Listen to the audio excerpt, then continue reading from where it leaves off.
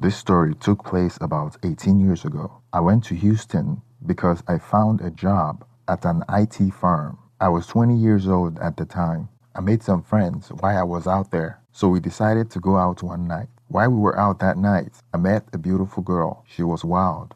We started talking. We liked each other. We drank. We partied together, and we exchanged contact. Back then, we had landlines, so we talked on the phone about everything. And she would tell me how much she hated living with her father and mother, and how they argued all the time. Her dad, especially. She was 19 years old at the time. We just met and never had access yet, but we were already talking about moving in together and how beautiful our baby would look like. A few weeks later, we went out again, and I noticed she likes to drink a lot and would smoke weed. I was fine with the weed, but then she would start talking about doing hard stuff, which I wasn't cool with, but hey, I wasn't cool with that, but she was hot, and I was in love, and my tolerance for her BS was low. I took her to my place, and we had a steamy night. One time, I dropped her off at her house, and her mom kept cursing at me, saying that I was a bad influence on her daughter, and that she should dump me. Her dad threatened to shoot me the next time he sees me at his house. Come to find out, her mom had been listening to our conversation on the other line all along. Needless to say,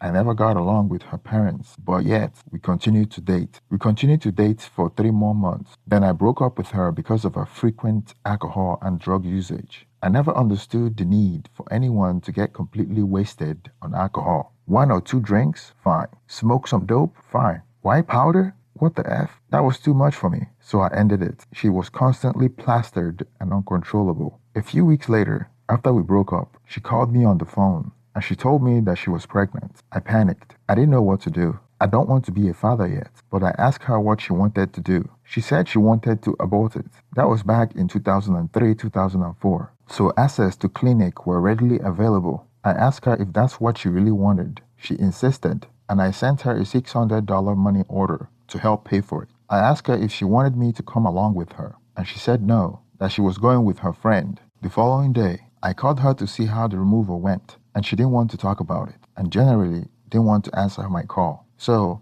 I kind of said, F it, and we stopped talking. She dropped off from the face of the earth, and we lost contact. A couple of months later, I lost my job because the IT company I was working for went out of business. Since I couldn't easily find another one for months, things were rough. So I decided to move back to Denver with my parents. I got a new phone number, and life kind of went on from there. I found a job and continued to live with my parents. About a year after I moved back to Denver, I was at my job when someone told me that my boss had called me. So I got to his office, and he told me that there was a bounty hunter looking for me outside. I was like, oh shoot. I was scared off my mind. I told him that it must be a mistake because I haven't committed any crimes. So I went outside to see what that was all about. It turns out that my ex-girlfriend's parents sent someone to track me down because they said I got their daughter pregnant. I was confused. I thought I had taken care of this months ago. I gave her money to remove the pregnancy, and that was it. I was thinking that maybe she got pregnant again or something. So the bounty hunter told me that the baby is a few months old,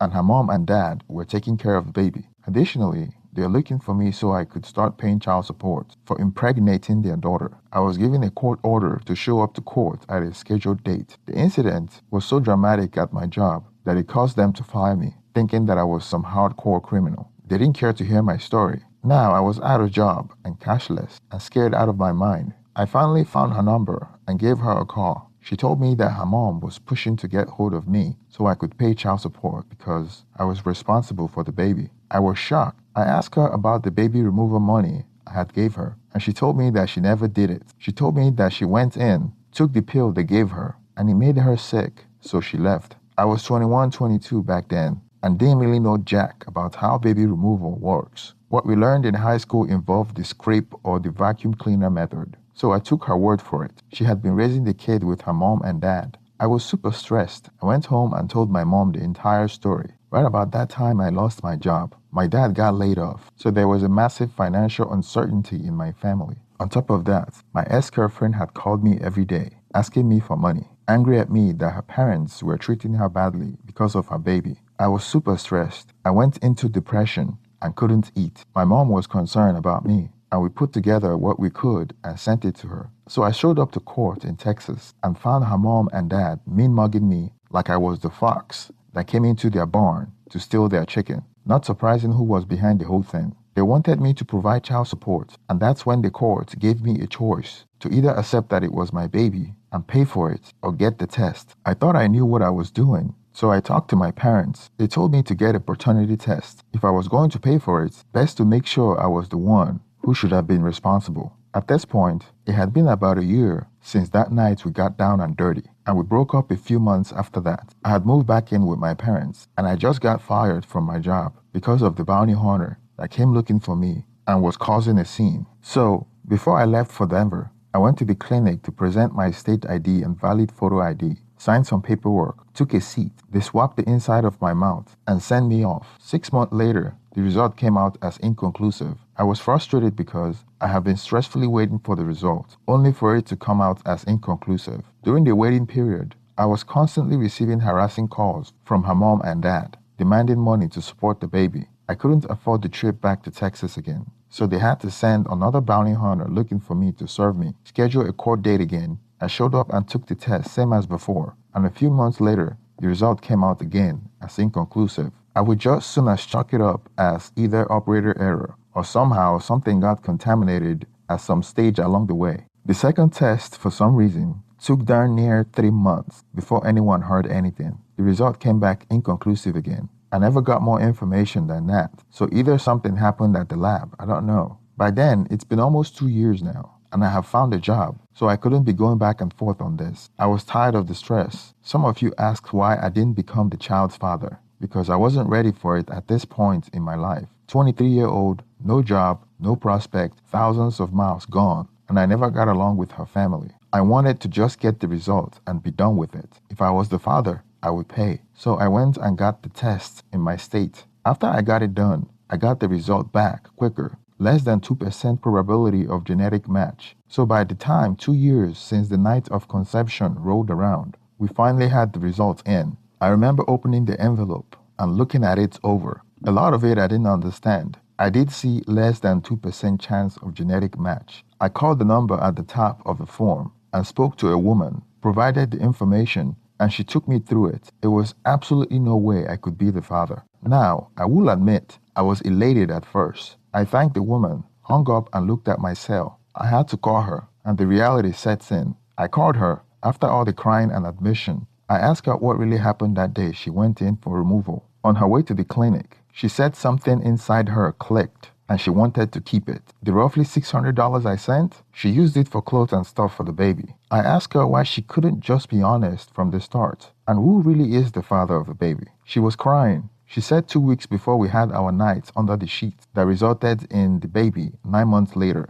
her father had come home drunk and out of his mind and forced himself on her. I still recall the tone of her voice, asking me if I had really actually taken the test and that if it was real. Well, turns out that her mom was on the other line and she heard our conversation. She reported her dad to the police and they took a DNA test. Who would have guessed? Her dad happened to be the biological father of her kid. And the scumbag has been dragging me to court to pay child support for his baby when he knew darn well that he knocked up his own daughter. In my mind, I was done. I had 2 years of my life interspersed with phone calls, genetic test visits, even bounty hunters showing up at my door and place of work, serving me with notice from her family to show up or else. I don't know. My mom was under the impression that I should have sued for mental anguish and damages, which made no sense at the time because of how miserable she was and the circumstance she finds herself in. I felt horrible for her. I can't even joke about this. Her dad was arrested, and the kid, last I heard, was doing well. It forced her to clean up her act. She had gone in for heavy drugs and alcohol use, and it drove us apart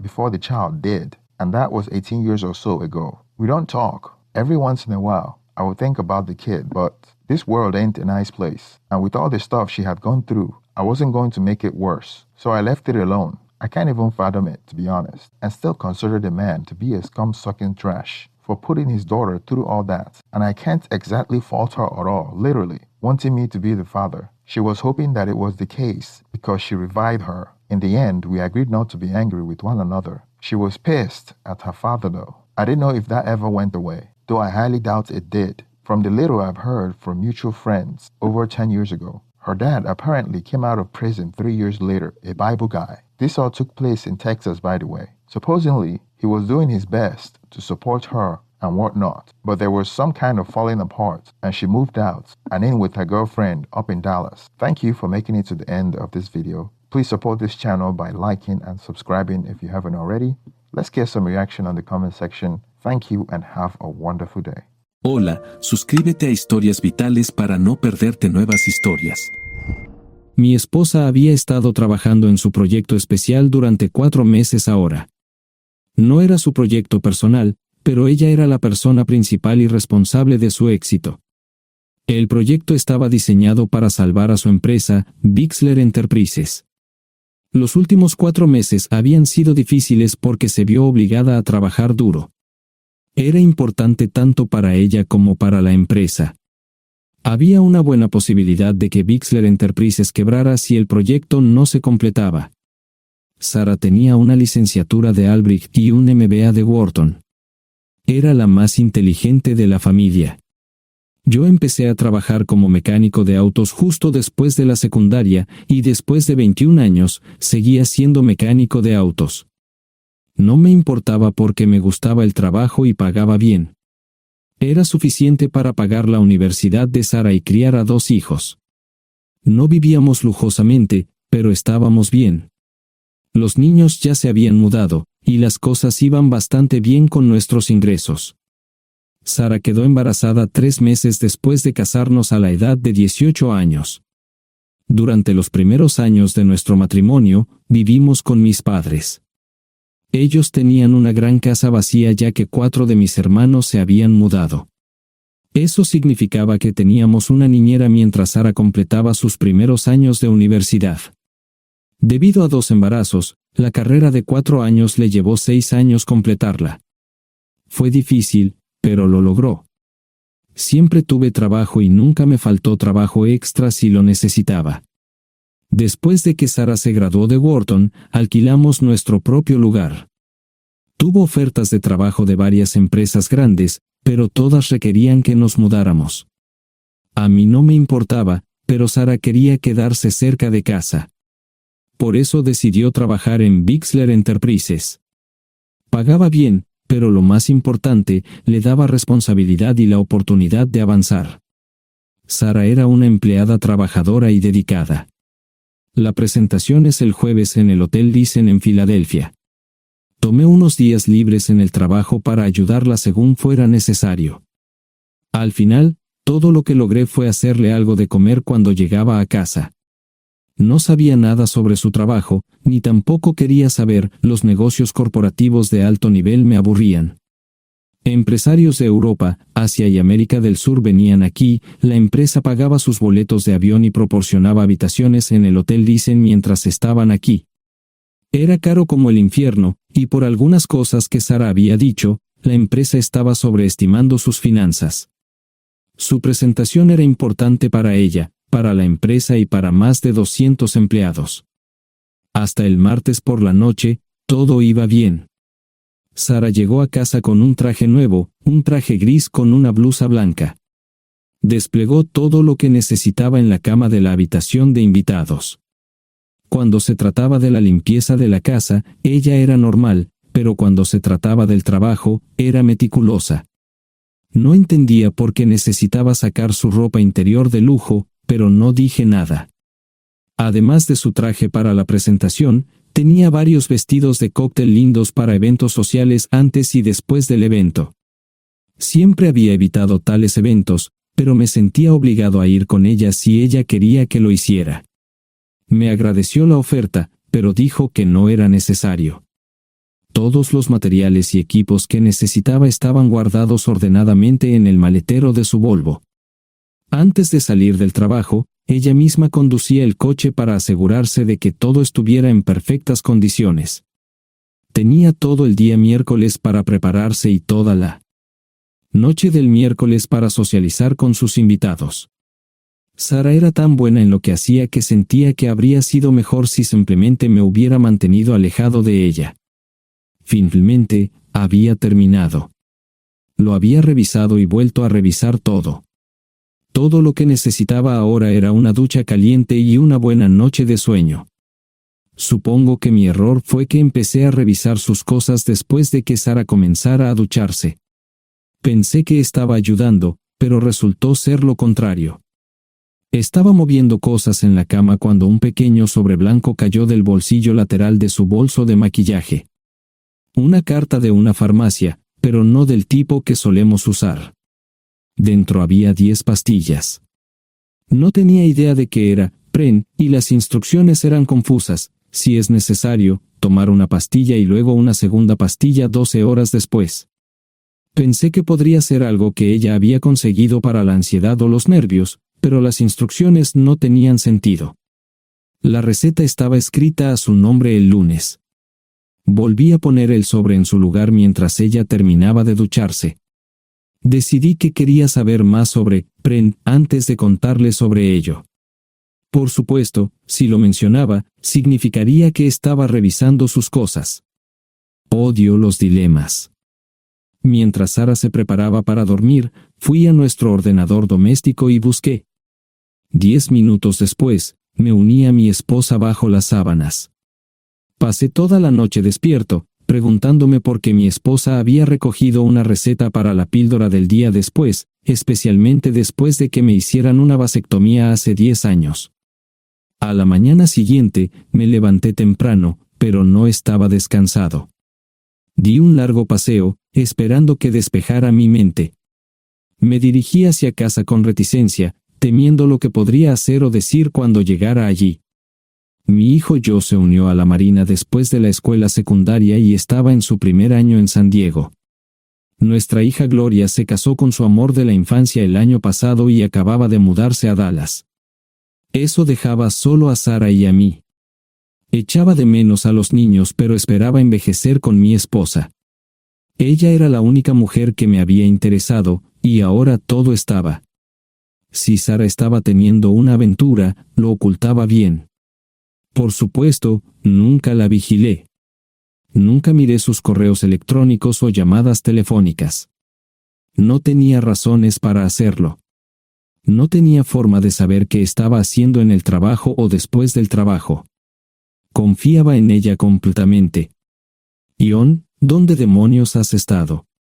¿Quieres huevos o algo? No, solo café. No me sentía con muchas ganas de hablar. ¿Qué pasa, cariño? Solo son 3 días. Puedes venir si quieres, pero te aburrirás como una ostra. No, realmente no quiero ir, pero odio dejarte sola.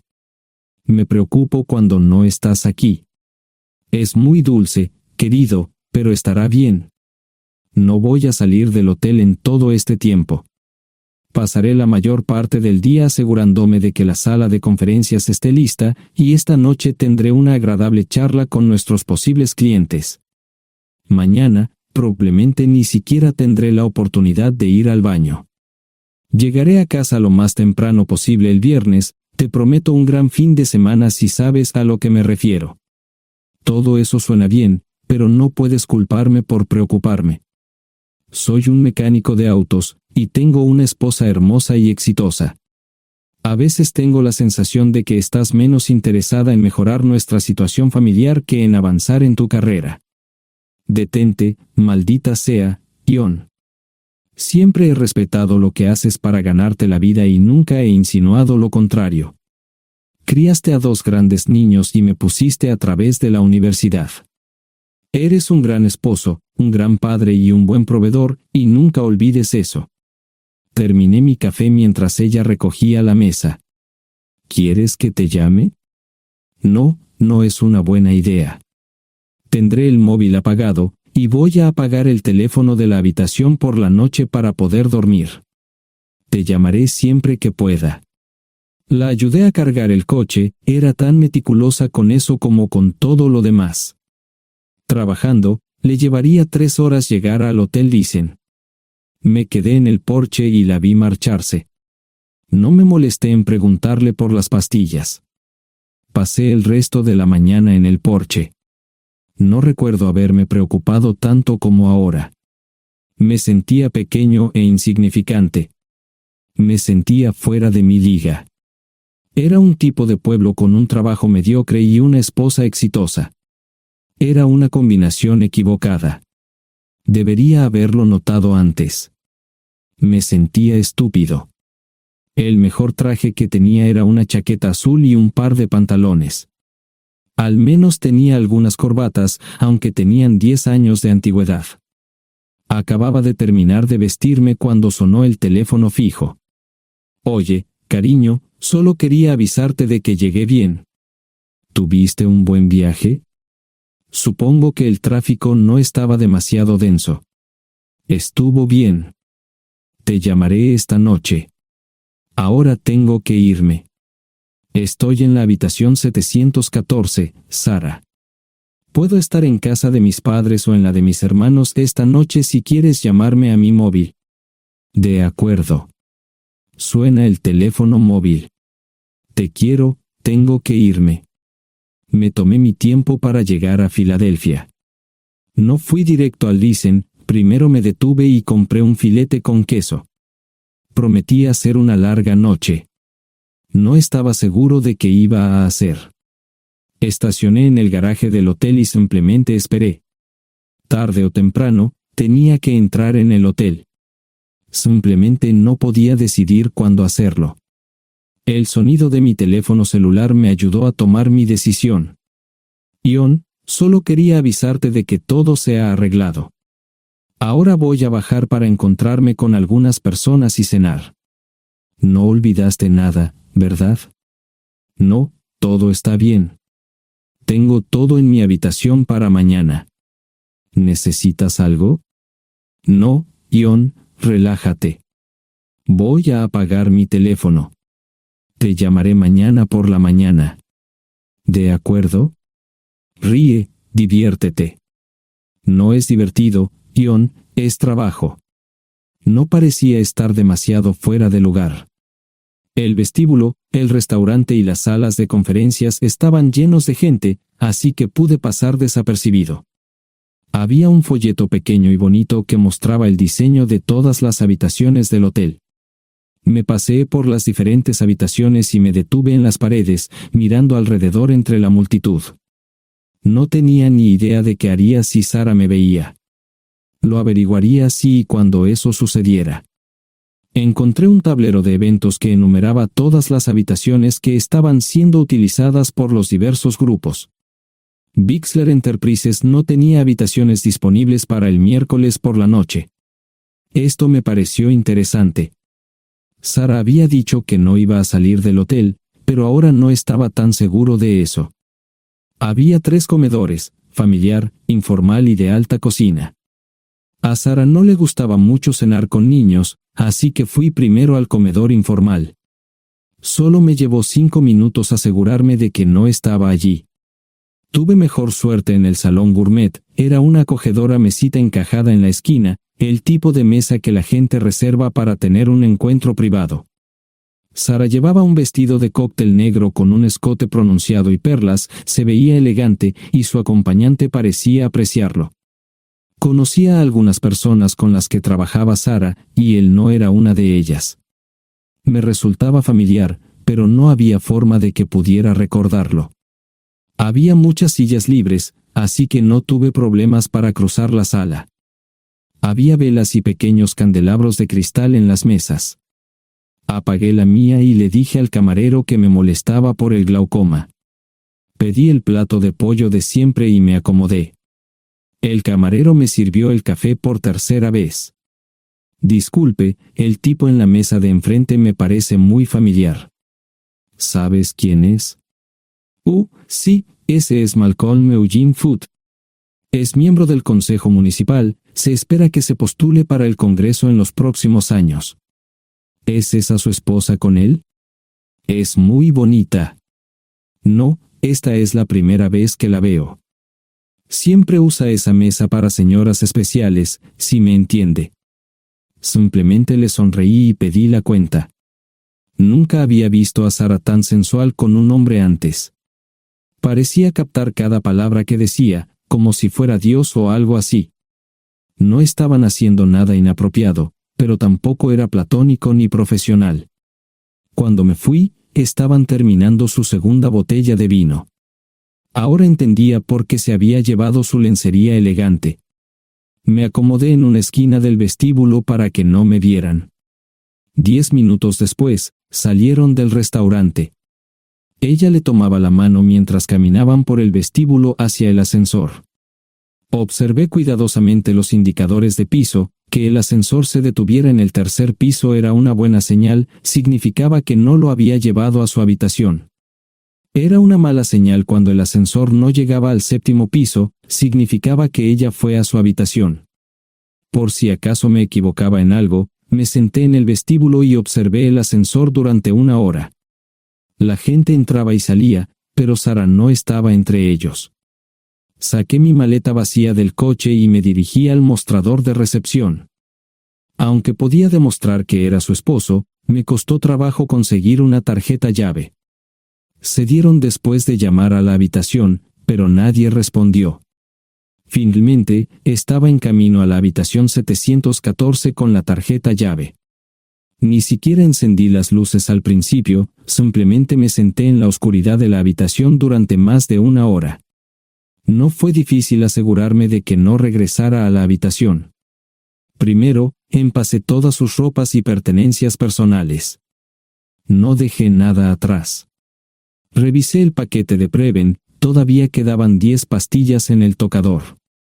De manera muy ordenada, estaban todos los artículos que necesitaría para su presentación al día siguiente.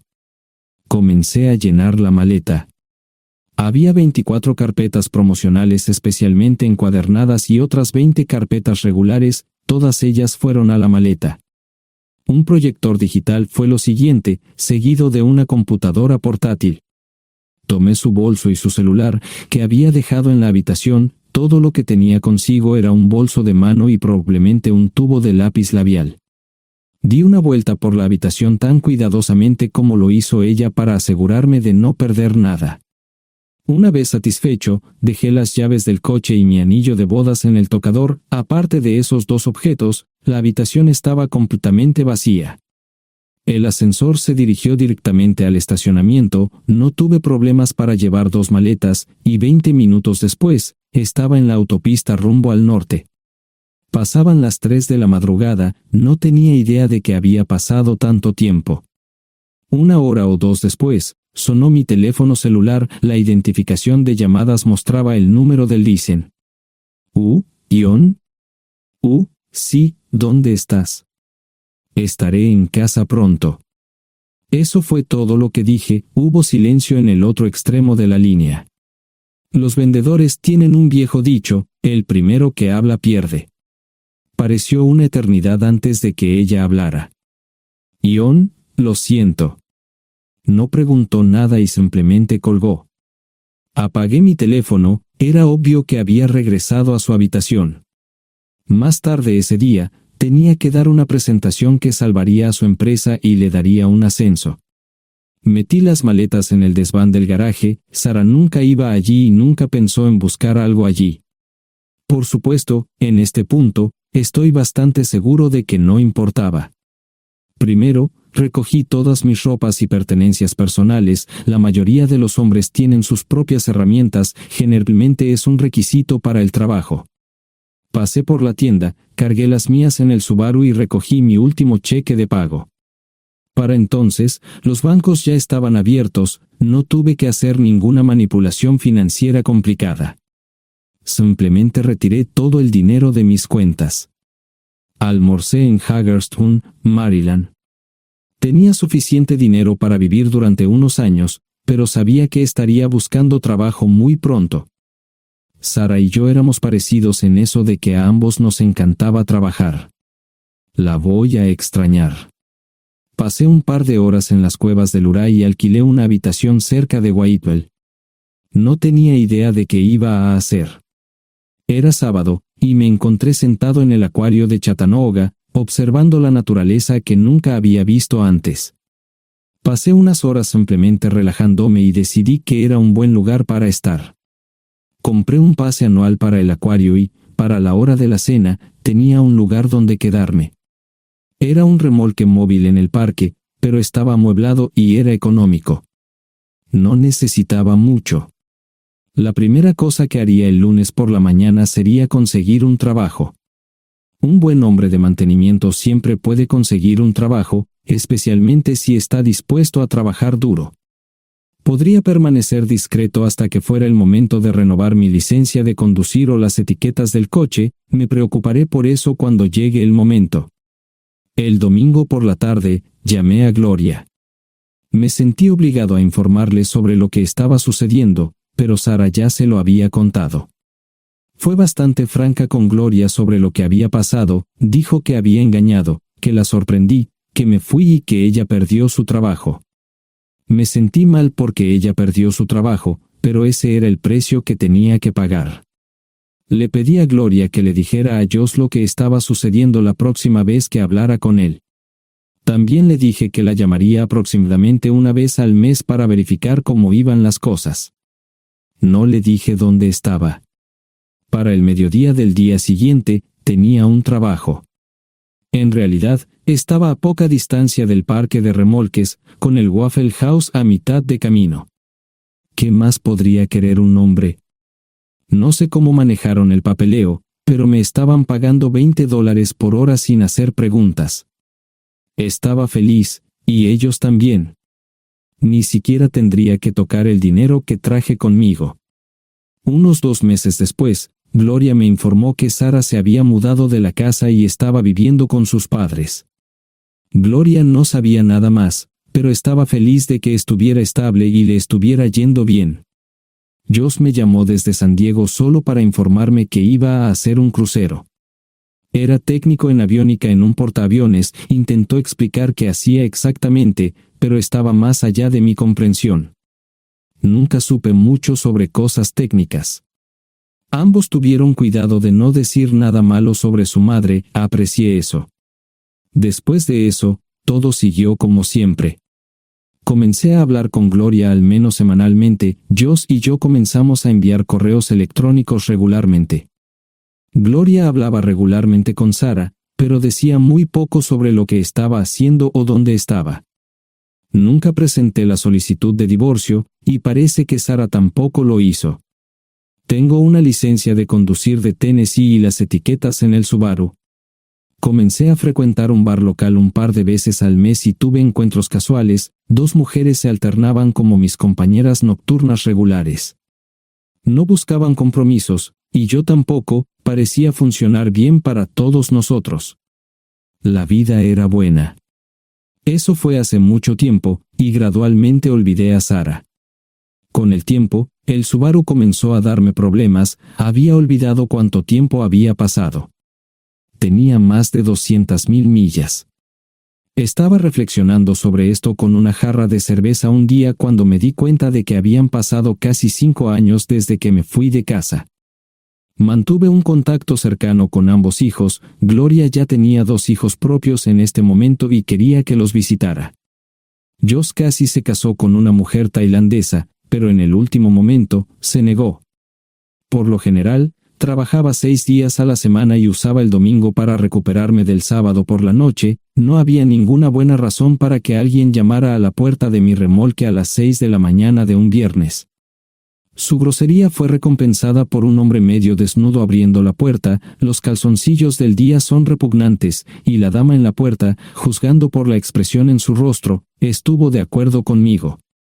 Ella apartó la mirada, pero su compañero no parecía impresionado. Norm habría usado pantalones, pero en un momento como este, los invitados me molestaron. Estamos buscando a John Terrell. No los conozco. Me llamo David Simmons, y esta es mi esposa Mara. Tenemos un problema y esperamos que nos puedas ayudar. Lo siento mucho, no trabajo a altas horas de la noche. Si necesitan algo relacionado con su auto, tendrán que ir a la tienda.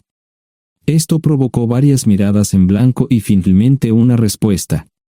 No tiene nada que ver con tu trabajo, es más un problema personal. ¿Podemos entrar? El interior del remolque lucía desordenado, rara vez tenía invitados, así que rara vez lo limpiaba. Incluso mis novias insistían en que fuéramos a su lugar. Hagan como en su casa, déjenme ponerme los pantalones enseguida. Al entrar en el dormitorio, dejé la puerta abierta solo para mostrarles lo hospitalario que soy. También me puse una camisa. ¿Les gustaría tomar café? Solo tomará unos 10 minutos. Aparté algunas cosas del sofá para que pudieran sentarse. No hubo respuesta a la pregunta del café. Tenemos una hija adoptiva de 4 años y otra de 2 que necesita un trasplante de médula ósea, y esperamos que nos puedas ayudar. Estamos dispuestos a pagarte si es necesario. ¿Con mi médula ósea? No, queremos usarla y estamos dispuestos a compensarte por cualquier inconveniente. Creo que quieren comprarla. Estaba actuando como un listillo, y de repente me di cuenta de ello. Estas personas eran serias, tenían un problema real y estaban buscando ayuda. Lo siento mucho, no quise interrumpir. Por favor, continúen. Nuestra mejor oportunidad de encontrar un donante es un familiar cercano. Eres nuestra mejor esperanza. Mira esto. No quiero ser un grosero, pero creo que se equivocaron de persona. ¿Cuándo nació su hija? Cumplirá 5 años en julio. Marche Simons habló por primera vez, y sonó sincera. Odio ser el portador de malas noticias, pero me hice una vasectomía hace 15 años. No hay forma de que pueda ser su padre. ¿Por qué tu nombre estaba en el certificado de nacimiento? No puedo responder eso, tal vez deberían preguntarle a su madre.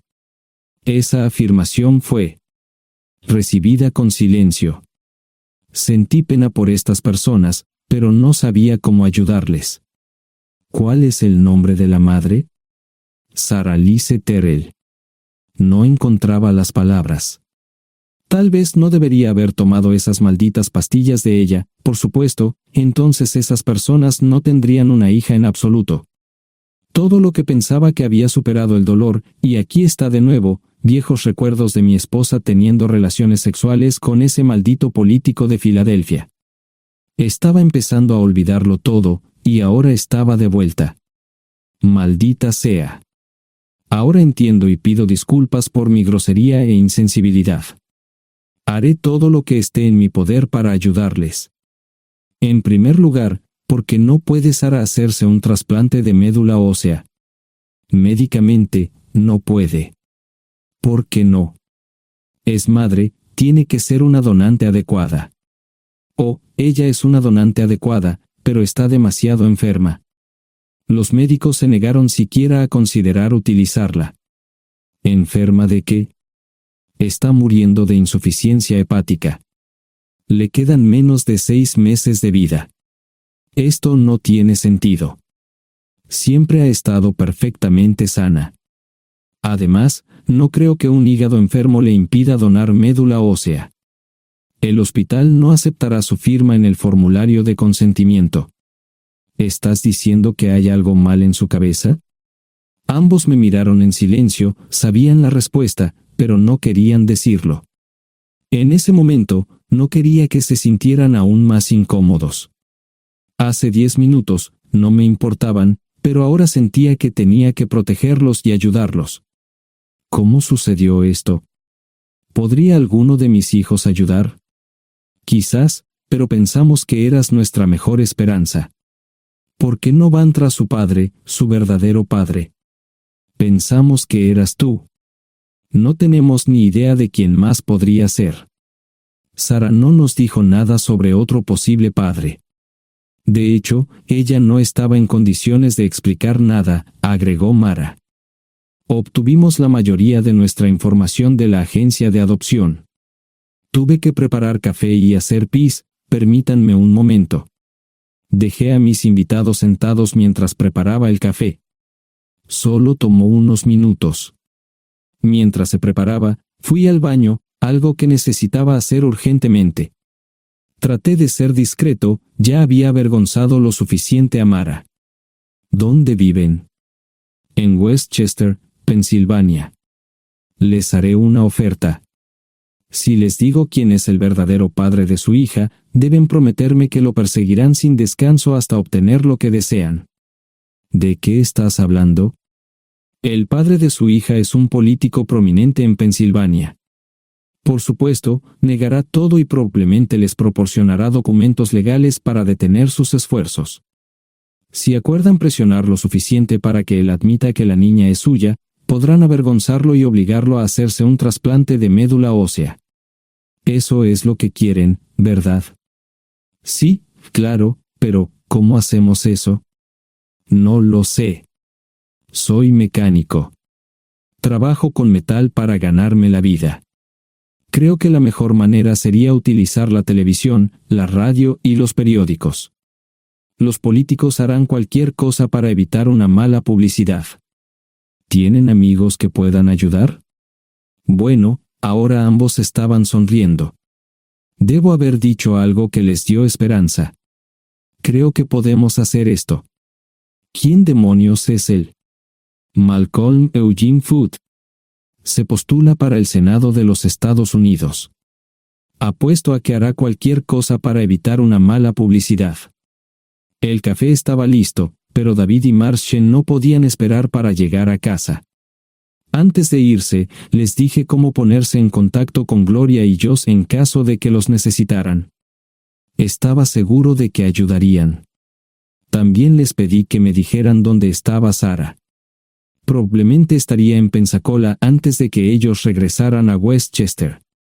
Me corté el pelo y compré una camisa nueva.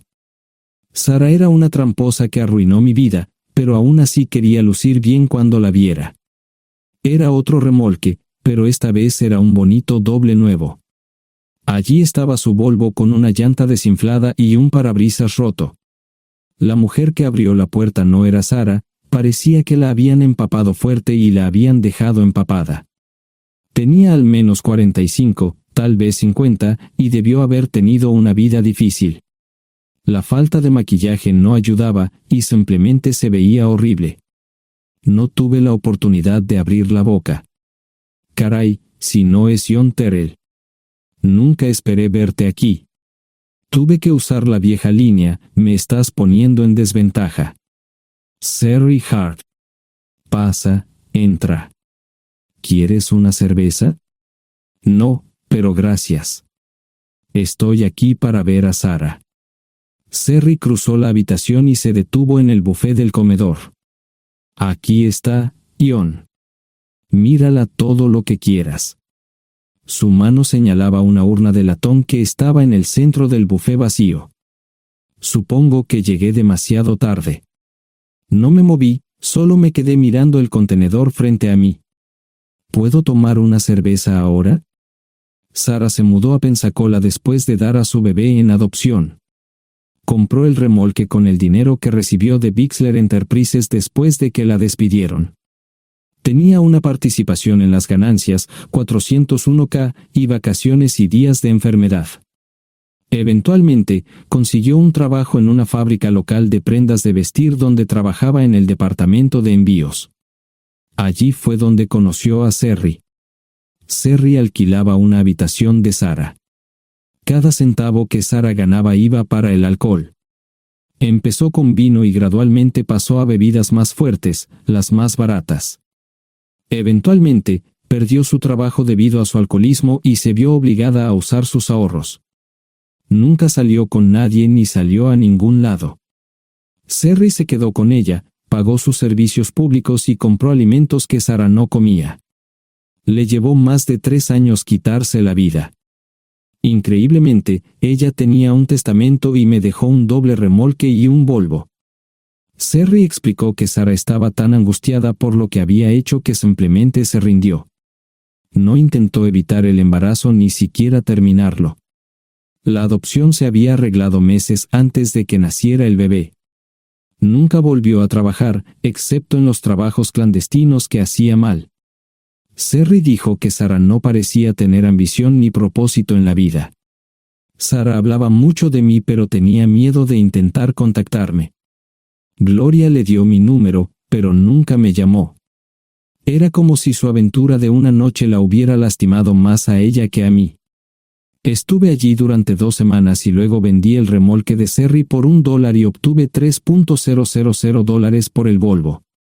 2 días después, estaba en Westchester visitando a mis nuevos amigos David y Marche.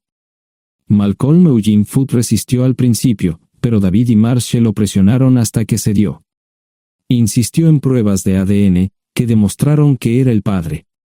Para salvar la cara, más o menos lo obligaron a someterse a un trasplante de médula ósea, que fue exitoso. La carrera política y la vida familiar de Malcolm no dejaron una impresión favorable. Su caída en las encuestas fue tan rápida que el partido lo reemplazó por otro candidato unos meses antes de las elecciones. Su esposa solicitó el divorcio y fue muy pública al respecto. Sarah y yo estamos viajando ahora a Dallas para ver a Gloria y a mis nietos. No sé cuánto tiempo mantendré a Sarah conmigo, probablemente hasta que tenga a alguien.